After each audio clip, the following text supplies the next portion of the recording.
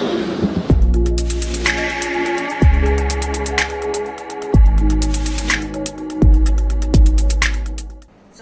warahmatullahi wabarakatuh. Ya, kita ketemu kembali di pelajaran PPKN kelas 10 di pertemuan pertama.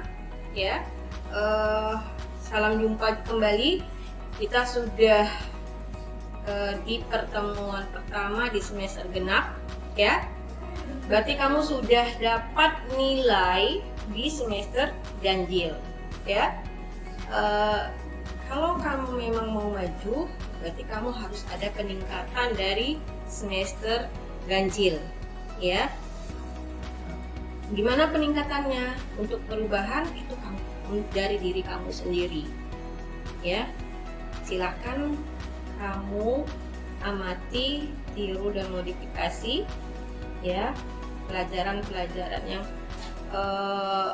yang disampaikan kepada kamu. Ya, hari ini kita masuk di pelajaran PPKN mengenai judulnya hubungan struktural dan fungsional pemerintah pusat dan daerah.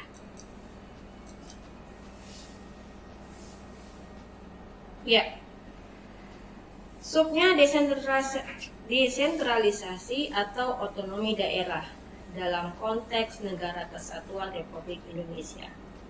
Desentralisasi. Oke. Apa itu desentralisasi? Desentralisasi berasal dari bahasa Belanda, yaitu die yang berarti lepas dan centrum yang berarti pusat. Berarti yang terlepas, peraturan yang terlepas dari pusat. Itu desentralisasi. Oke. Di sini ada saya tampilkan gambar, ya.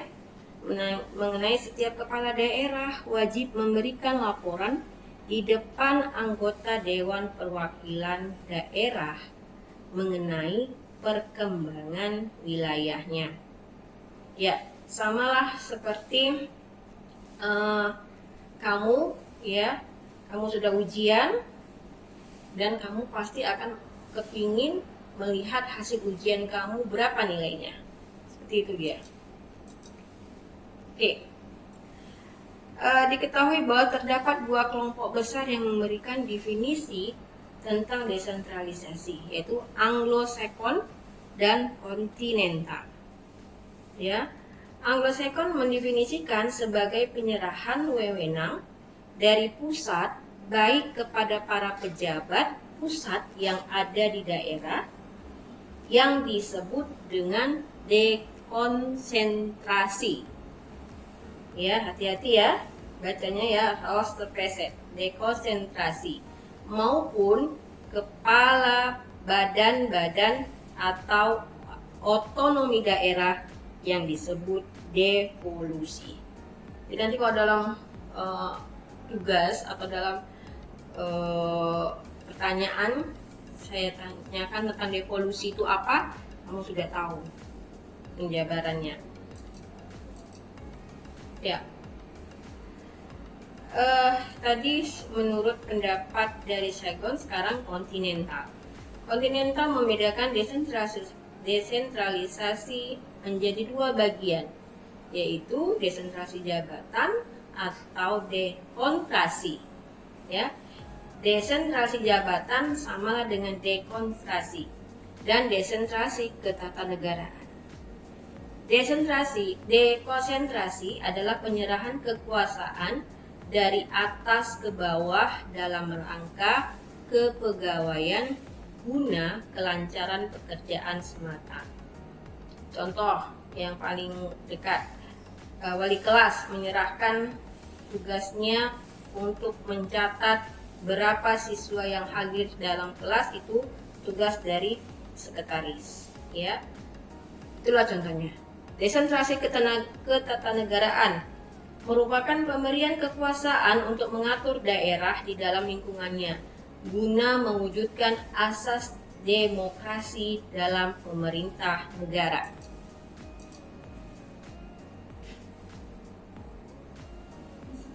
Prakteknya, desentralisasi sebagai suatu sistem penyelenggaraan pemerintahan daerah memiliki beberapa kelebihan dan kelemahan. Ya, kelebihan desentralisasi diantaranya adalah struktur organisasi.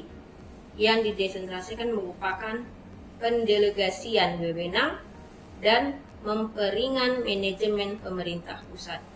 Jadi manajemen yang di pusat, misalnya kita kalau pusat itu di Jakarta, gitu ya. Nah, itu tidak terlalu berat karena sudah ada struktur organisasinya. Mengurangi bertumpuknya pekerjaan di pusat pemerintah. Dalam menghadapi permasalahan yang amat mendesak, pemerintah daerah tidak perlu menunggu instruksi dari pusat.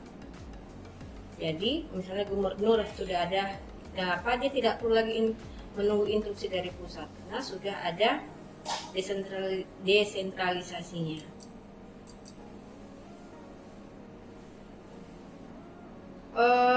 Ini kelebihan juga, hubungan harmonis dan gairah kerjasama antara pemerintah pusat dan daerah dapat ditingkatkan. Ya, bagi organisasi yang besar dapat memperoleh manfaat dari keadaan di tempat masing-masing. Sebelum rencana dapat diterapkan secara keseluruhan, maka dapat diterapkan dalam satu bagian tertentu terlebih dahulu sehingga rencananya dapat diubah. Ya, desentralisasi secara psikologis dapat memberikan kepuasan bagi daerah karena sifatnya yang langsung. Ya, tadi itu kelebihan dan ini sekarang kelemahannya. Ya, kelemahannya itu besarnya organ-organ pemerintah yang membuat struktur pemerintahnya bertambah kompleks dan terimplikasi pada lemahnya koordinasi. Ya, terlalu besarnya organisasi-organisasi atau sub-sub pemerintahan yang membuat sub-sub pemerintahnya bertambah banyak. Jadi bingung yang mana yang harus diikuti. Yang berikutnya, keseimbangan dan kesesuaian antara bermacam-macam kepentingan daerah dapat lebih mudah terganggu. Ya.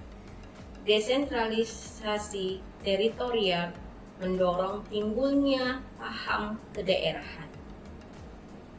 Ya, keputusan yang teritorial mendorong timbulnya paham kedaerahan. Jadi lebih condong paham kedaerahannya tersebut daripada diambil keputusan dari pemerintah pusat.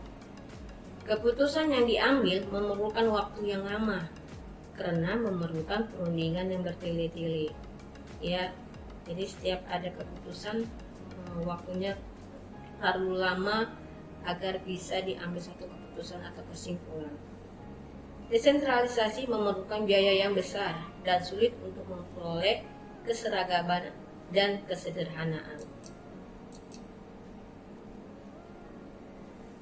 Ya, terima kasih kamu sudah melihat materi PowerPoint. Ya, silahkan nanti kita ketemu kembali di dalam tugas. Saya harapkan kamu lebih semangat lagi dalam belajar. Saya tutup. Assalamualaikum warahmatullahi wabarakatuh.